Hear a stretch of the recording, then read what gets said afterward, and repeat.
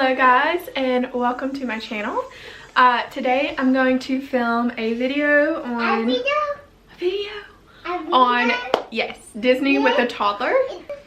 So I'm going to film a video today on Disney with a toddler. So we actually went in December of 2022. Anyways, and we went in the very beginning. We went for basically a full week. And it was great. Weather was amazing. It wasn't super hot during the day. It also wasn't super cold. It was just a nice, happy medium. Mom, what? You gotta talk. I'm talking. You talking? I'm talking. That's Stitch. Yeah, that's Stitch. Stitch. You gotta watch it. Yeah, Lilo and Stitch. Oh, there's a bird. Yeah, she is watching Lilo and Stitch in the background, so I apologize if you do hear that. That is what's keeping her entertained so that I can film this video. So, we went, just me, Alex, my boyfriend, and my toddler. And she, at the time, was about 2.5. So, you know, she pretty independent little thing. She tries to be. But we were scared that she would not want to ride in a stroller at all. Like, she would want to walk everywhere, which we knew would not work. Disney, she would probably want to try to walk everywhere, and that was not going to work. So we knew that she would probably try to want to walk everywhere rather than riding in the stroller. But we were pleasantly surprised because she did really well. But anyways, I just had a lot of anxiety going into the trip because I'd never been to Disney before. None of us had ever been to Disney before, so we really just didn't know what to expect. We didn't know if, you know, it would turn out like amazing and we would be like feel prepared, or if it would just be like complete chaos when we got there and just feel completely overwhelmed and not enjoy the trip at all. And I would say, like, we had a really great time. There's a lot looking back now that I would go back and change, just because like I said, we've never been, so there are things that I just didn't really know what to expect. So being there, going through it, seeing it, experiencing it was, you know, kind of eye-opening. So I wanted to just like kind of give some tips to maybe first time moms going, or even moms who have been and maybe just like have struggled like I did with not knowing exactly like how to plan for the trip.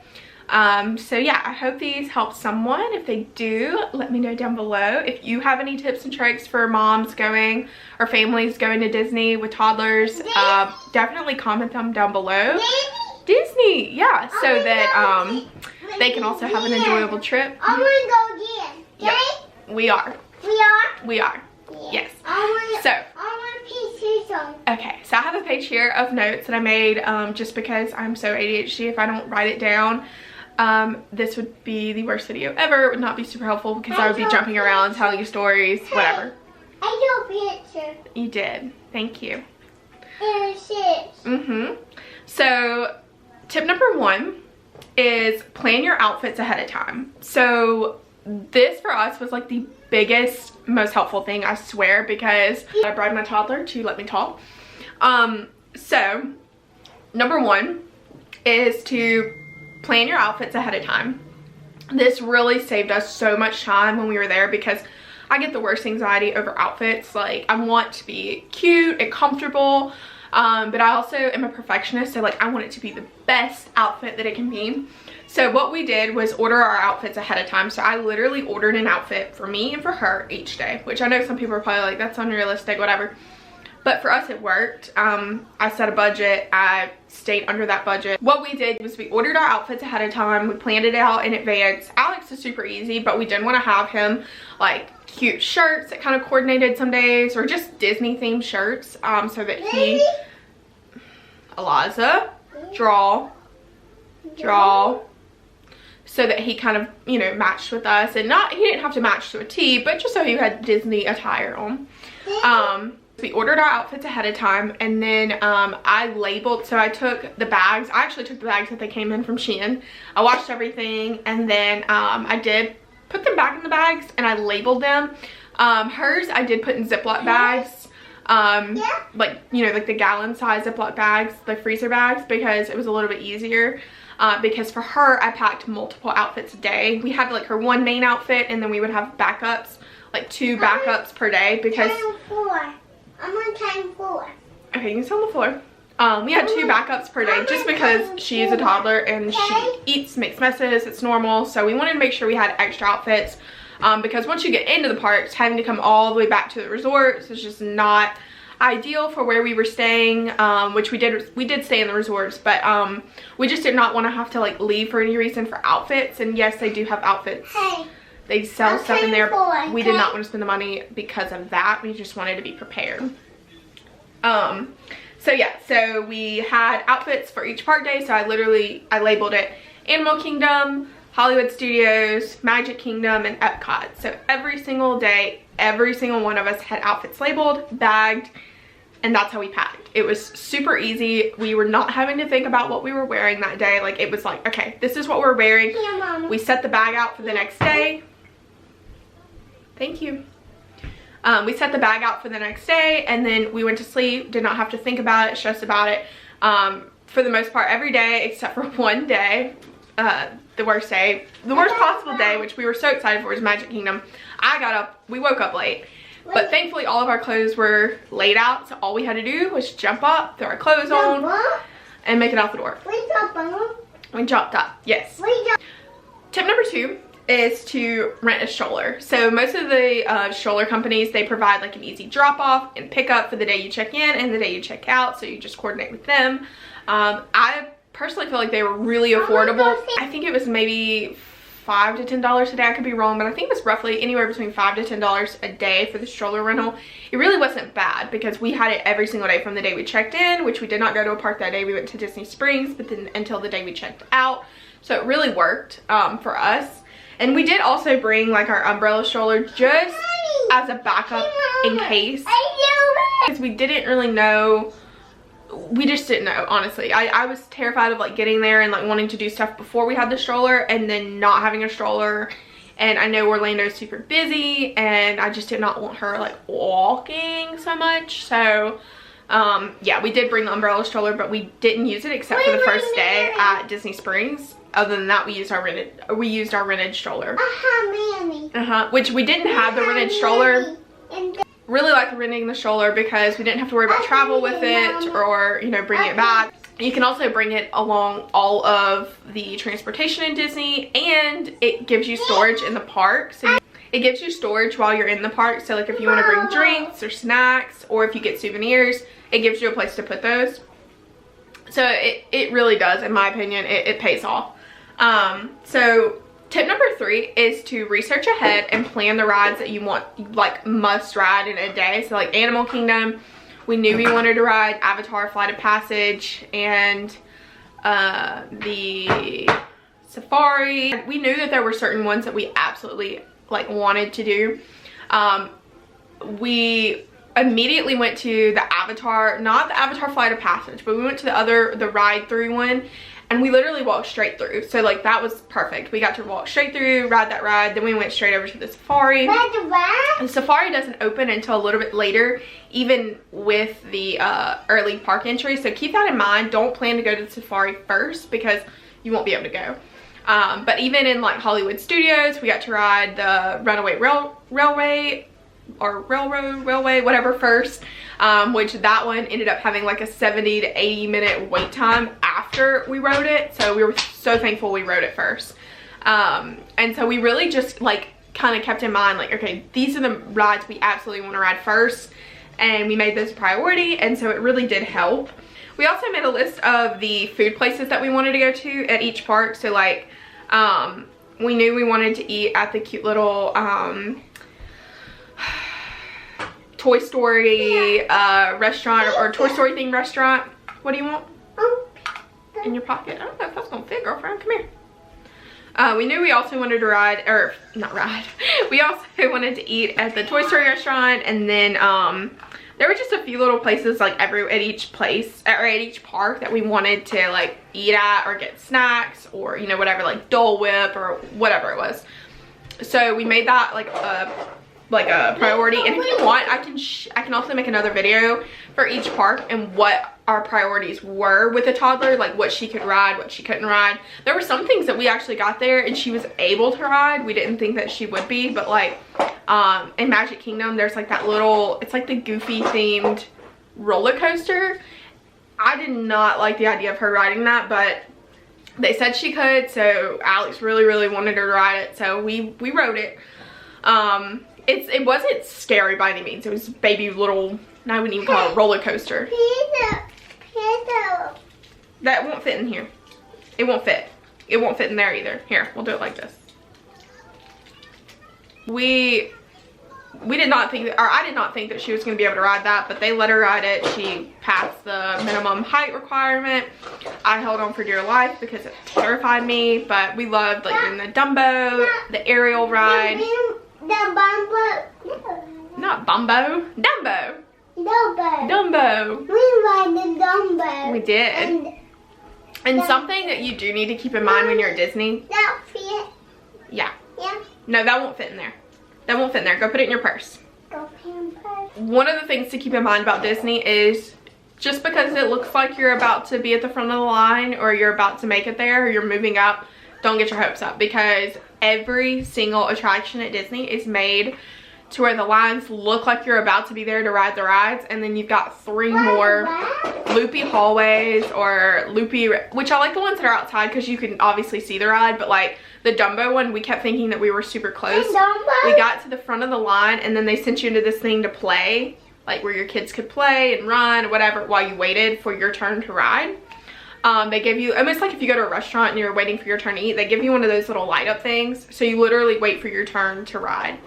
So that is super interesting. One of the things I didn't realize is like, once you're in those lines, like there's no going to the bathroom. You lose your spot. There's no like getting out of line for any reason. So once you're there, you're there. You cannot bring strollers into the line.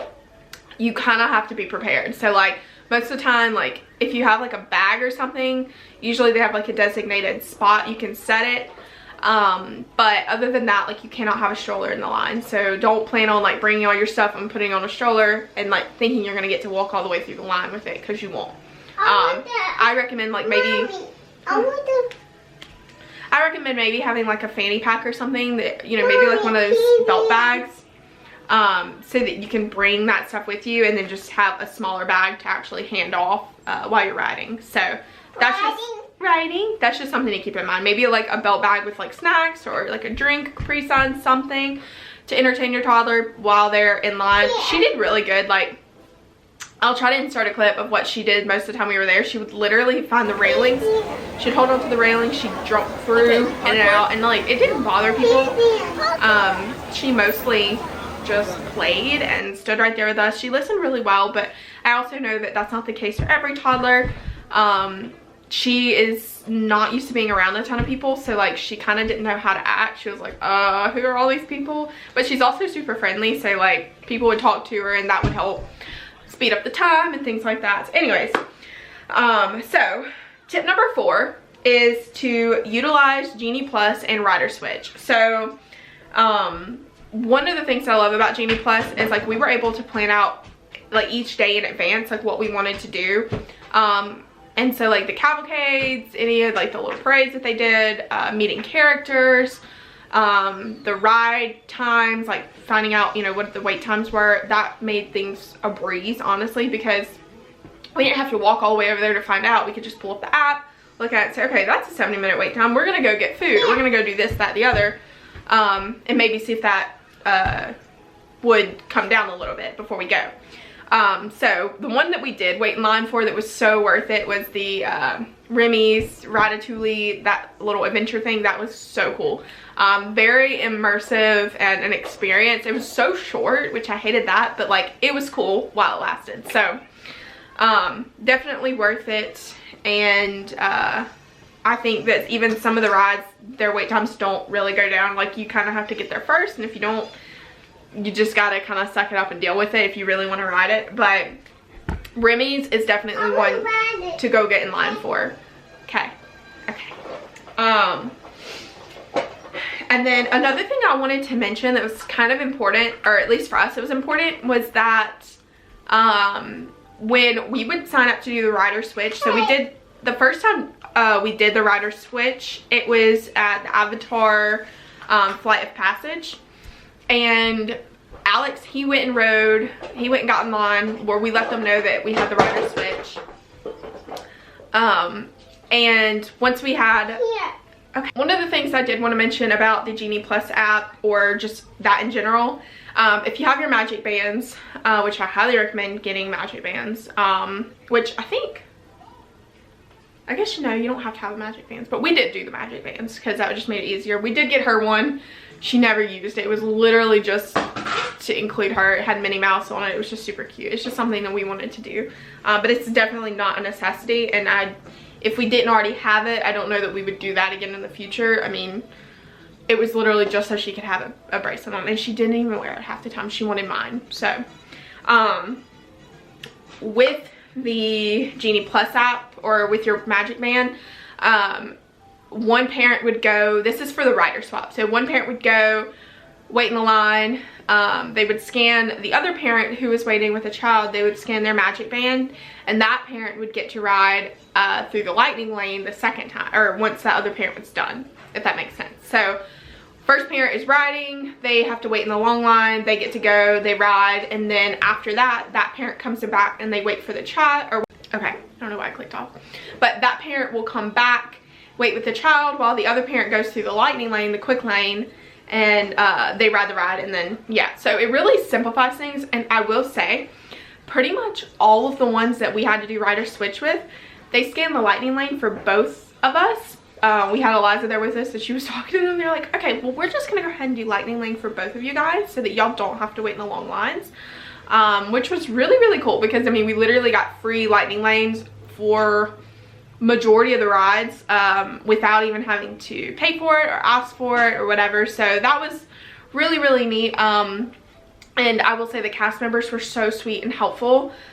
We had a great experience. They were all just so kind, especially in pointing us in the right direction, because we would look at those maps and like we had already walked through most of the parks like 3 times, and then we were like, wait, where are we at? Where do we just come from? Like, and it's not like it's rocket science, but we would get so lost, especially in Magic Kingdom. Magic Kingdom was one of the ones, like Hollywood Studios, at first we were like, what? And then it got a little bit easier, but Magic Kingdom was just, I never quite figured out where we were at and where we were going. It was hard. So then my last